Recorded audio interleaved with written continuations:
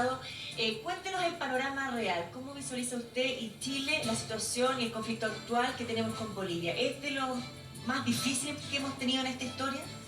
Bueno, sin ninguna duda. Yo creo que el tema es que la paciencia tiene su límite, porque nosotros hemos tenido muchas.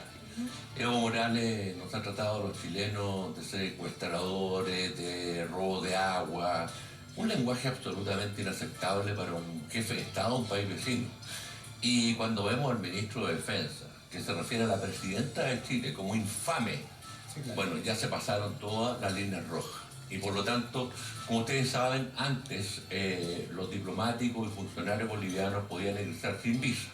Pero desde el momento en que el ex canciller Choquehuanca vino a Antofagasta a hacer todo el numerito de provocación que hizo, la presidenta de la República denunció ese acuerdo, lo aprobamos por unanimidad en la Cámara y en el Senado, y por lo tanto ahora necesitan visa. Y en consecuencia pedimos que no se le dé visa, porque ¿qué pretendía el señor Ferreira? Seguir provocando pero en territorio chileno. Buscar eventualmente que Chile ya tenga que expulsarlo del país para hacerse la víctima, evidentemente. Porque Evo Morales es un buen estratega comunicacional. Sí. Él primero habla de hermanos y después vienen todos los adjetivos calificativos en contra del pueblo. Primero se hace la víctima, ¿no? Él suele hacerse la víctima, pero después de agredir. Pero además, en un contexto de discusión de este tema en La Haya, y justamente en los mismos días en que se habían presentado unos documentos fundamentales de esa demanda. Bueno, él hizo toda una parafernalia, un show montado con los medios de comunicación bolivianos, ¿no es cierto?, para la presentación de esta réplica que ellos presentaron. Ahora nos toca a nosotros la dúplica en unos meses más. Pero él lo que está haciendo es utilizar a Chile permanentemente porque él quiere volver a ser candidato a la presidencia y ya el pueblo le dijo que no en el referéndum. Está muy mal evaluado, tengo entendido, en estos momentos. Un 64% de los bolivianos no quiere que él vuelva a ser candidato a la presidencia, y una encuesta del domingo anterior, 83% del pueblo boliviano no le cree a Evo Morales. O sea, entonces, estas son malas noticias para nosotros. Porque ¿qué significa? Que va a seguir con su lenguaje agresivo, que va a buscar otro tipo de incidente, y por lo tanto tenemos que estar preparados para aquello. Vamos a actuar con prudencia, con moderación, pero con firmeza también. Y la firmeza significó que este ministro no venga. Si quiere venir otro ministro, perfecto, que venga. Ya, pero él particularmente no. Pero, ministro, Jorge, preguntarle acerca de las provocaciones. Para usted, ¿cuáles son las principales provocaciones que han generado que esto llegue a rebasar los límites? Las principales. Mire, el lenguaje, la agresividad del lenguaje. ¿Contra la presidenta? Por favor, decirle a la presidenta. Bueno, y contra todos los chilenos. Para tu abuela con el usted lo ha metido varias veces. No, pero además están unidos, Jorge, ellos están unidos. De hecho, tenemos unas canciones que artistas, o sea, de verdad que el pueblo boliviano está unido, y si hay algo que finalmente los convoca es ese llamado de su presidente Evo Morales cuando se habla del mar o se habla contra Chile. Tenemos algunas canciones que queremos compartir para luego hablar qué es lo que pasa en Chile, que es un tanto distinto. Mira.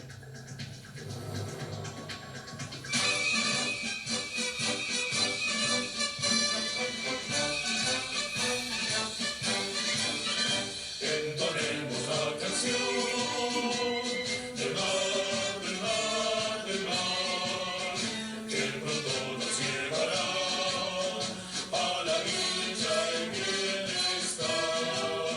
Levantemos nuestra voz por nuestro litoral, que pronto vendrá Bolivia otra vez su mar, su mar. Antofagasta, tierra hermosa, Tocopilla, Mejillones, un colar, con cobija y caramba, otra vez a la patria volverá. Antofagasta, tierra hermosa, Tocopilla, Mejillones, un colar, con cobija y caramba, otra vez a la patria volverá. Entonemos la canción del mar, del mar, del mar, que pronto nos llevará. Que además esta canción se canta en actos públicos. Pero miren, este himno lo entonó el ex canciller Choquehuanca cuando vino en Antofagasta. Claro. O sea, para provocar dentro de nuestro territorio con este himno. Además nombrando las ciudades que quieren reivindicarse. Todas las canciones. Evidentemente, mire, yo quiero decir lo siguiente. Yo planteé hace 4 años atrás que nosotros nos retiremos del Pacto de Bogotá, que se nos obliga a ir a La Haya, antes de que viniera esta demanda de Bolivia. Y quiero decirles más, van a venir más demandas. Va a venir una demanda por Antofagasta, va a venir otras demandas más. Entonces yo creo que Chile tiene que tomar una determinación, no podemos seguir sometiendo nuestro territorio a este panel de jueces de ¿Qué la pasa con la Haya. tensión que hay ahí, además, en términos ya más prácticos, como veíamos en la nota, por ejemplo, este chofer de camión? O sea, también suceden cosas que muchas veces ni siquiera salen en los medios, pero que están ocurriendo permanentemente, ¿no, Jorge?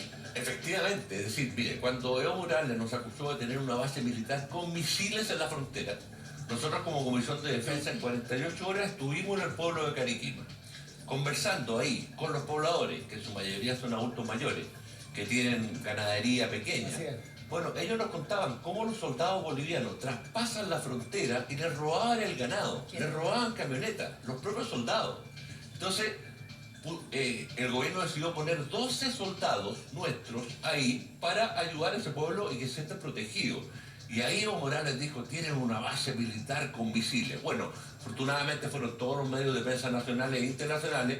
Habían 4 containers donde dormían estos militares y nada más. Que era por proteger a la ciudadanía. Exactamente, la ciudadanía quedó tranquila y no ha habido más robo. Pero no es la primera vez que los soldados pasan a robar al territorio chileno. Pero la sensación como en el mundo, que ellos tienen mejor marketing que nosotros, como que tienen, o sea, Pero tienen mejor no marketing. sé si lo manipulan la información, no sé lo que hace, que hay una sensación como global de que ellos son víctimas y nosotros somos los victimarios. malos de la película. Mira, ¿Es tan así o no? Sí, Tonka, es así porque, mira, hace muchos años atrás, cuando Evo Morales no era presidente, él fue al Parlamento Europeo y evidentemente contó su cuento. La Cancillería me pidió que yo fuera como diputado también al Parlamento Europeo para explicar lo nuestro. Me reuní con 25 eurodiputados de todas las nacionalidades, de todos los partidos, y todos me decían, no, el derecho, nosotros estamos con ustedes, eso no hay problema, ¿no es cierto? Nosotros somos respetuosos del derecho internacional. Pero nos faltó un par que me dijo, pero ustedes son tan grandes, ¿qué les cuesta darle un Exacto. pedacito? Y ¿Ya? de ahí donde viene el Ellos no discurso. tienen mar, etcétera, etcétera. Fue ¿Y una... qué le responde usted ahí? Bueno, fue una parlamentaria de de los Países Bajos. Yo Ya. le pregunté si ella estaría dispuesta a darle un pedacito a Bélgica o a Alemania. Y ahí evidentemente hubo silencio porque nadie, ningún país del mundo se determinó. Porque además, Ninguno. Jorge, una pregunta como práctica en realidad que yo he escuchado, que efectivamente nosotros igual le damos un paso por el puerto de Arica a los bolivianos. O sea, en el fondo ellos igual pueden utilizar el puerto. Absolutamente. Finalmente ahí hay una salida concreta que podrían hacer comercio, que podrían desarrollar actividades marítimas. Entonces, finalmente es de conocer un tratado en todo esto de La Haya. Ahora, si nosotros quisiéramos salirnos de esta digamos, jurisdicción de La Haya, tendríamos que salirnos de este pacto de Bogotá para evitar demandas futuras. Porque van a venir demandas futuras. Mira, el Perú se demoró más de 20 años en preparar su demanda en contra de Chile. Modificaron su legislación interna. El hito número 1 era la frontera de Tacna con Arica. Lo modificaron, lo cambiaron. Y nosotros, como país, mirando todo lo que estaba pasando, estaban preparando su demanda. Entonces, algunos dicen, mira, si nos retiramos del Pacto de Bogotá, igual tienen un año para presentar demanda. Correcto. Pero es agotado. pero ¿para qué le damos más tiempo para Claro. preparar falacias? Sí, Eso es lo que Jorge, digo yo. Jorge, perdón. Y hay otras formas de solución de conflicto de controversia. Jorge, Hay muchas otras. ¿Cómo Hay cuál? algo que Tonka Perdón, tiene- como Otro cuál? tribunal. Primero la negociación bilateral. Puede haber eventualmente arbitraje. Hay muchas fórmulas de solución de controversia. Pancho, ¿tú querías decir? Sí, no, lo voy a preguntar después porque es una pregunta que tiene que ver Déjala con la planteada. odiosidad que se ha ido creando entre los pueblos también. Y a propósito de eso, lo que plantea Pancho, que va en extenso con esa pregunta, nuestra periodista Montserrat del Departamento de Prensa viajó a Bolivia y como que se introdujo en el sistema de estudio. ¿Cómo les enseñan a los niños bolivianos La el historia. tema de la frontera, el tema de las guerras, el tema de los tratados? Es bien interesante para que veamos las diferencias entre Chile y Bolivia. Mira. El orden varón. Sentirme yo que se cita su abuela. Carajo. Carambita. Solo por el mar Bolivia y Chile. Y salvó la patria. ¿Y quién perdió la guerra? Bolivia. No, Bolivia. Pueden compartir los dos mitad mitad. Pero Chile no quiere. Chile no quiere compartir el mar. Nos quieren quitar nuestro mar. ¿Quién de ustedes se sabe la frase de Arturo Prat? ¿Fernando te la sabe o no? El Arturo Prat. ¿Quién ganó la guerra? Arturo Prat luchó para defender a su país, pero su barco se hundió. Arturo Prat peleando contra el barco humano.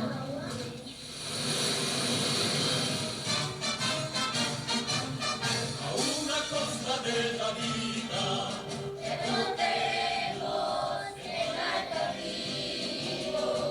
Durante años en las unidades educativas y colegios de Bolivia nos enseñaron cómo los chilenos usurparon el litoral en 1879. Tal como se relata en la televisión boliviana a propósito de la celebración del Día del Mar, la pérdida de la soberanía marítima es una herida abierta para los más de 10 millones de bolivianos.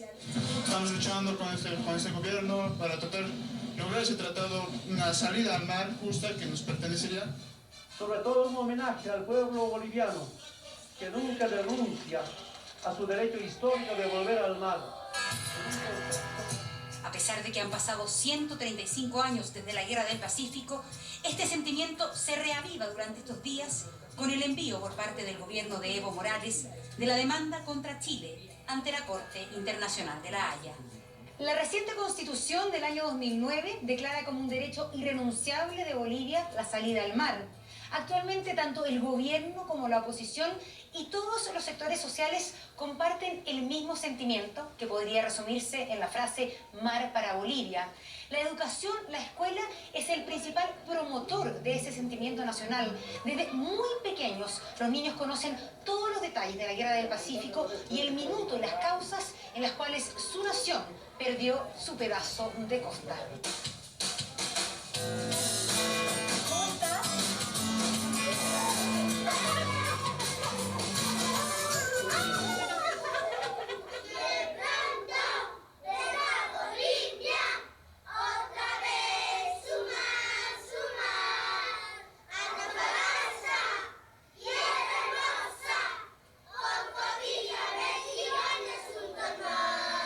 Las primeras canciones, por ejemplo, en música, tienen que ver con el himno nacional, pero también con canciones que tienen relación con la guerra, porque los primeros cuentos patrióticos que se inculcan a los niños tienen que referencia a Baroa, en cuya plaza estamos, sí, que es el héroe principal de los bolivianos.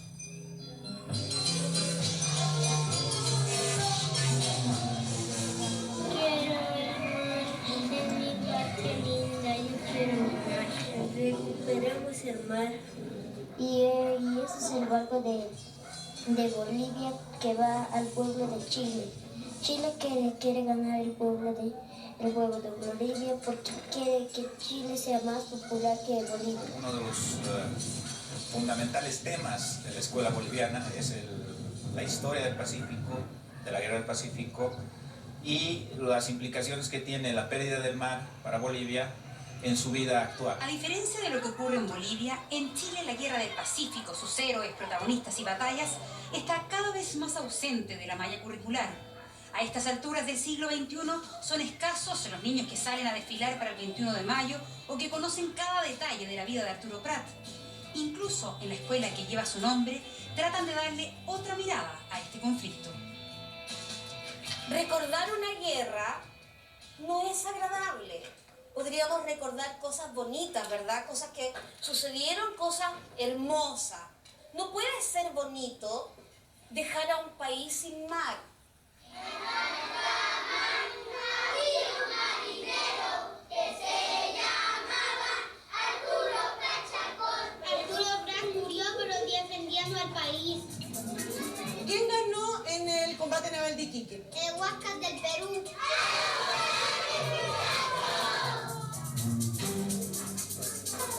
¿Quién sabe qué le pasó a Bolivia? Se quedó sin nada, sin mar, sin nada. Y tenemos que darle un poco de agua porque si no las personas no tendrían agua para tomar. Compartir un poco de pan. ¿Sí? Los textos escolares de Chile y de Bolivia no son radicalmente distintos en su versión de la historia. Pero sin duda, como ocurre en la pedagogía, lo realmente relevante es lo que dice el profesor en el aula. Y ahí se evidencian las dos versiones de una misma guerra. Después de que los chilenos injustamente, sin previa declaración de guerra, invadan nuestro territorio, porque ha sido cuando Antofagasta ha sido tomado sin una cuestión de media hora, ¿no? Donde los chilenos han hallado nuestra bandera, inclusive han querido quemar nuestra bandera. ¿Y quién ha sido? La aerolínea, la niña, joven, aquí, Zey. La niña ha sido Genoveva Ríos. Ha habido también un niño, ¿no? Tamborista, que se llamaba Juancito Pinto. Juancito Pinto era un niño que tocaba en la banda de guerra de los Colorados. Pero cuando comenzó la guerra de Antofagasta, él valerosamente cambió el tambor por un fusil. Eduardo Balúa, que él ha luchado, los chilenos le han dicho que se rinda y Eduardo Balúa ha contestado, rendirme yo, que se rinda su abuela. En 1904 vamos a firmar un tratado que es vergonzoso para la historia boliviana, para la historia política. ¿Por qué? Porque nosotros vamos a ceder todo nuestro territorio, todo Antofagasta. ¿Por qué? Por 200 libras esterlinas. ¿Y qué más? La construcción del ferrocarril, ¿no? Arica-La Paz. Es que hacemos un trato que nos iba a ser un ferrocarril de libre tránsito de Bolivia a Chile, pero Chile no cumplió y por eso debemos recuperar más, porque hicieron mal ese trato. Ahora, con este gobierno, ¿no ves? Con el gobierno de Evo Morales, ¿qué ha sucedido? Ha tenido el valor, ¿no? De implantar, ¿qué? Una demanda, ¿no? ¿Por qué? Por tener una pequeña salida soberana, ojalá, hacia el mar. ¿En qué medida eso es concientización más que educación sobre la historia, Fernando? Han habido bastantes esfuerzos para evitar el chauvinismo y la enemistad, o el incitar la enemistad, el odio entre pueblos, pero sin duda, siendo un problema tan complejo, tan presente para todos los bolivianos, la entonación que ponga cada maestro es, por supuesto, muy difícil de definir. No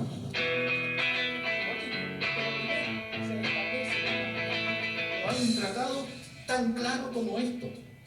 Y Bolivia, cuando firma este tratado, lo firma libre y soberanamente, sin ningún peligro de guerra, sin ninguna tensión, sin ninguna amenaza de parte de Chile, de Estados Unidos, de Rusia, de los marcianos, de nadie. Yo creo que fue una guerra justa. El tratado que había hecho Chile con Bolivia, Bolivia lo rompió. Entonces Chile tenía todo el derecho en invadir ese territorio. Sin duda hay tantas versiones de la Guerra del Pacífico como profesores que enseñan esta materia. En Chile hay oficialmente una tendencia a reducir la presencia de este conflicto bélico desde la malla curricular. A la vez se intenta darle nuevos enfoques. Los bolivianos hablan de que Chile invadió militarmente Antofagasta. ¿Ustedes están de acuerdo con esa versión o no? No fue una invasión, porque primero los soldados solamente ocuparon la zona, pero no fueron de una manera violenta. Es que no lo considero invasión. ¿Ya? ¿Por qué? Porque Chile estaba pidiendo lo que era suyo por derecho, porque estaba escrito.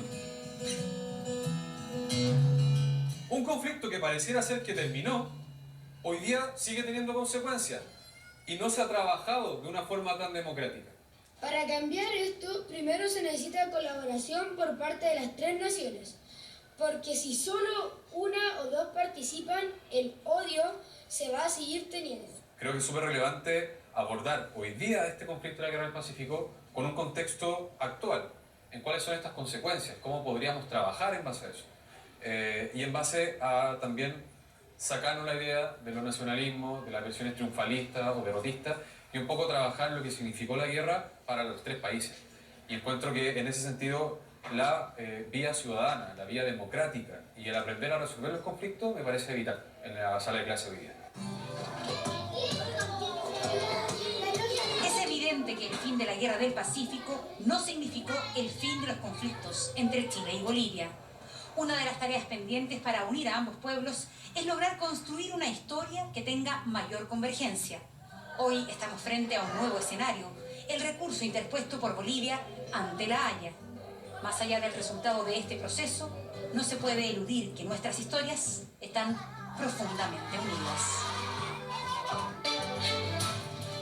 Bueno, y después de revisar esta nota que muestra las diferencias, quería ir justamente a la pregunta que tú comentabas, Pancho, porque finalmente desde muy chiquitito se genera la sensación, a lo mejor tú dices, como de mala onda o de odiosidad, ¿verdad?, hacia el país. Me tocó estar en Bisbiri, donde se provoca este hito tripartito, donde se junta Perú, Bolivia y Chile. Y todos los domingos, fíjate que hay una feria donde tú cruzas de una calle a otra y estás en Bolivia, y estás en Perú, y estás en Chile. Es un lugar donde encontré que había mucha unión, porque es histórico, hay respeto entre las policías también de ambos países, se presentan, es todo lo contrario. Pero no se siente tensión, porque de repente están esas como relaciones que en el fondo tú ves que está todo perfecto, pero hay una tensión igual que está todo muy bien, pero está ese algo de lo que no se habla.